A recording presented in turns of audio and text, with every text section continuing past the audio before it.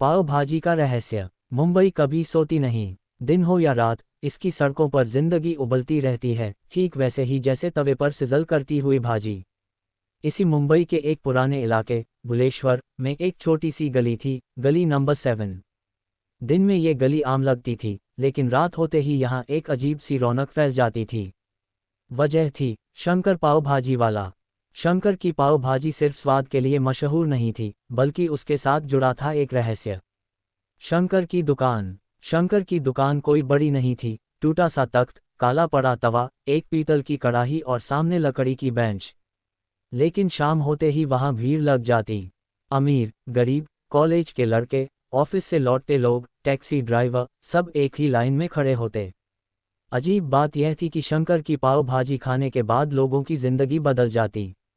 कोई महीनों से बीमार था, कुछ दिनों में ठीक हो जाता। कोई टूट चुका था, उसके भीतर फिर से हिम्मत आ जाती। कोई गलत रास्ते पर था, सीधा हो जाता। लोग कहते, इस भाजी में कुछ तो है। अर्जुन की जिज्ञासा। अर्जुन एक युवा पत्रकार था। उसे चमत्कारों पर भरोसा नहीं था। लेकिन जब उसने देखा कि उसके इलाके का एक शराबी, जो रोज हंगामा करता था, शंकर की पाव भाजी खाने के बाद शराब छोड़ चुका है, तो अर्जुन चौंक गया। उसने तय किया, इस पाव भाजी का रहस्य मैं जरूर जानूंगा। अर्जुन रोज दुकान के पास बैठने लगा, नोट्स लेने लगा, लेकिन शंकर बहुत कम बोलता था।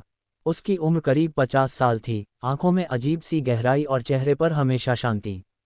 आधी रात का दृश्य। एक रात अर्जुन ने कुछ अजीब देखा। रात के 12 बजे, जब दुकान बंद हो जाती थी, शंकर तवे को साफ करता, सब्जियां समेटता और फिर गली के आखिर में बने एक पुराने मंदिर की तरफ चला जाता। अर्जुन ने उसका पीछा किया। मंदिर बहुत पुराना था, लगभग टूटा हुआ। अंदर शंकर ने दिया जलाया, हाथ जोड़कर कुछ बुदबुदाया और फिर एक छोटी सी संदूकची निकाली। उस संदूकची में था एक पुराना तांबे का पन्ना, जिस पर कुछ मंत्र लिखे थे। शंकर का अतीत। अगले दिन अर्जुन ने सीधे सवाल कर दिया, शंकर काका, आपकी पाव भाजी में क्या मिलाते हो? शंकर मुस्कुराया, भूख। इतनी ही सी बात, अर्जुन ने कहा। शंकर ने तवे पर भाजी पलटते हुए कहा, अगर सच जानना है तो आज रात यहीं रुकना। रात को शंकर ने पहली बार अपनी कहानी सुनाई। 25 साल पुराना रहस्य। शंकर कभी बहुत अमीर था। उसका बड़ा होटल था, पैसा, नाम, शोहरत, सब कुछ।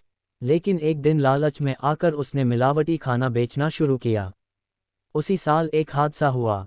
होटल में खाना खाने से कई लोग बीमार पड़ गए। एक बच्चे की मौत हो गई। शंकर टूट गया। उसने सब छोड़ दिया। भटकता हुआ वह उसी पुराने मंदिर तक पहुंचा।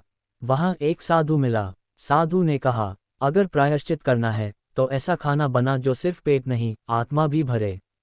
साधु ने उसे वह तांबे का पन्ना दिया। भाजी का असली रहस्य। उस पन्ने पर कोई जादू नहीं था। रहस्य था नीयत में। शंकर ने कसम खाई, कभी बासी सब्जी नहीं, कभी मिलावट नहीं, गुस्से में खाना नहीं, और खाना बनाते वक्त किसी को बद्दुआ नहीं। वह हर भाजी बनाते वक्त उन लोगों के बारे में सोचता, जो भूखे हैं, जो हारे हैं, जो जिंदगी से थक चुके हैं। अर्जुन की परीक्षा। एक दिन अर्जुन ने मजाक में कहा, अगर मैं ये पाव भाजी बनाऊं तो क्या चमत्कार होगा? शंकर ने चुपचाप उसे तवे के सामने खड़ा कर दिया। अर्जुन ने सब किया, लेकिन मन में शक, जल्दबाजी और अहंकार था। भाजी बनी, लेकिन स्वाद फीका। शंकर बोला, तवे पर नहीं, दिल में आग जला। सच का खुलासा। अर्जुन ने अपने अखबार में लेख लिखा, पाव भाजी का रहस्य, स्वाद नहीं, संवेदना। लेख छपा, लोग और बढ़ गए, लेकिन शंकर नहीं बदला। आखिरी दिन। एक रात शंकर बीमार पड़ा। दुकान बंद रही, गली सूनी थी। अगले दिन खबर आई, शंकर चला गया। दुकान बंद हो गई, लेकिन कुछ महीनों बाद उसी जगह एक नई दुकान खुली। नाम था शंकर पाव भाजी। तवे पर अब अर्जुन खड़ा था। हास्य आज भी जिंदा है। आज भी लोग कहते हैं, ये पाव भाजी कुछ अलग है। अर्जुन मुस्कुराता है, क्योंकि अब वह जानता है, रहस्य मसालों में नहीं, इंसान की नीयत में होता है।